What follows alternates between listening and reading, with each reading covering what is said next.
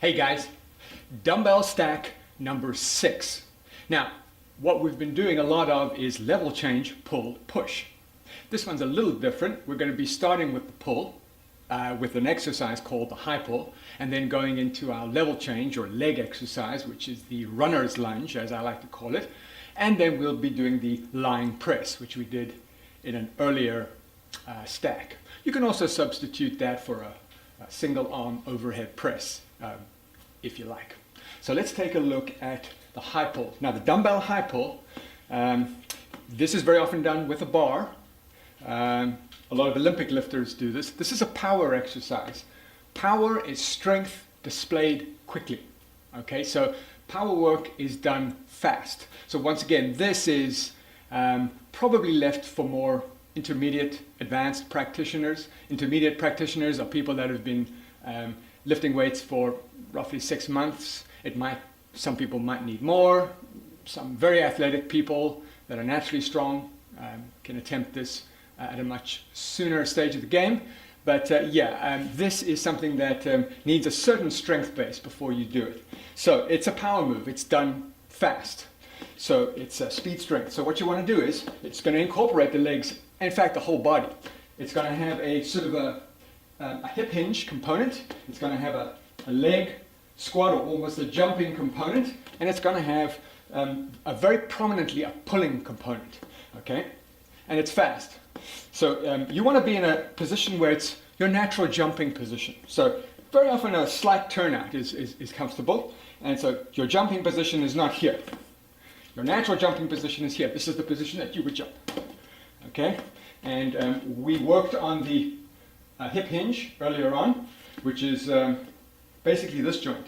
Okay, this is waist flexion and extension. We don't want that. This is placing a lot of stress on the spine.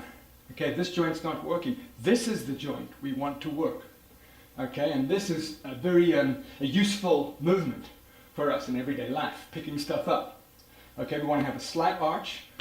You want that. You don't want to be too rounded. You don't want to pull like this. Okay, now a couple of different variations.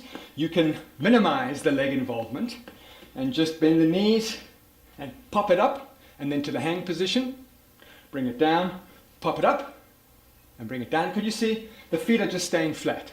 If you want to use the calf muscles and get that triple extension, which is ankle, knee, and hip, okay, you can do this.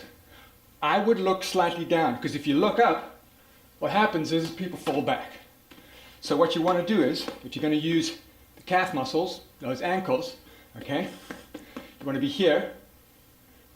I would look there. Now you can do up, and I like to stop in the hang position. Come down, and then boom.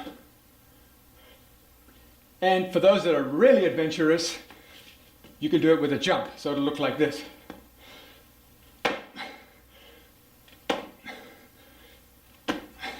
Okay, that's our pulling component. Then, okay, we're going to go into the runner's lunge. So like you've seen, that runner's position that you've often seen in the Olympics, where guys are like this, it's an adapted version of that position. So, okay, you're down in this position, and you're coming up. And you're coming down, and you're coming up. Now, what a lot of people can do is, they can utilize a device where they actually put their hand, let me switch around so you can see from this side. You can actually put a little box here. A box, very often in gyms they have boxes, little benches and whatnot, and you can actually come down to that supported position, holding the weight in the other hand, coming up. Must be completely straight. You get that full hip extension. Coming down into the lunge. Make sure this knee is behind, preferably behind the toes. And you want that knee and that foot in alignment. Okay, you don't want anything cockeyed, so you really want to control that. Coming all the way back up. And you can place your hand down on that support. Sometimes just a chair will work. Okay, don't have it too high so that when you come down it jacks your elbow up and then wrench and overstretches your arm. You want to have, you don't want this elbow going too high. So you want to have it at a comfortable position. Okay, also don't come down too fast and hurt the wrist. So you want to have control on that. So coming down to the bottom position, coming up. This is also somewhat of an advanced movement because you need a certain amount of flexibility and athleticism, coordination. Good. And then the pressing movement you've seen before if you've watched the other stacks. We only do it one side at a time. We twist over. We take the dumbbell, get it close to you, set it up. Okay, and we want it 45 degrees. Okay, pressing at a 90-degree angle. Yeah, you feel it. You really do feel the stretch. Sure, it works, but on this channel, we're about safety with efficiency. Safety and intensity. We balance out safety and intensity. So come down slightly. I like to go 45. Okay, that works for me. So let's take a look at it.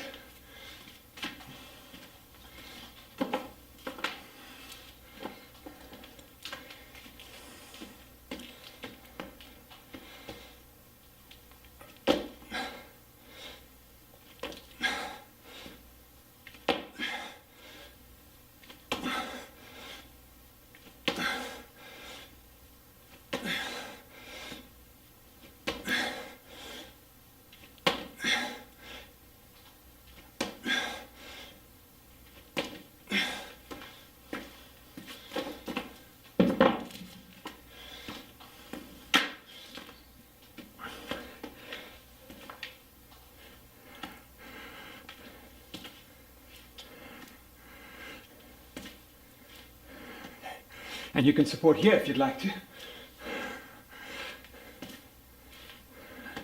And I'll twist around so you can see.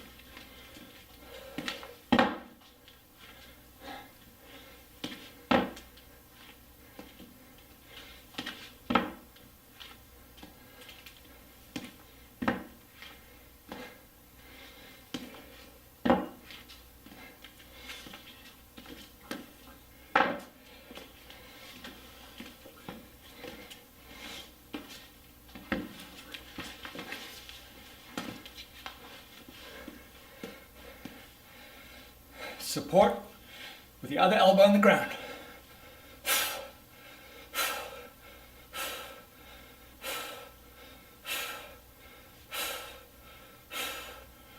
Get it with 2 hands. Put it down. You want to go for the hard 8, the hard 10.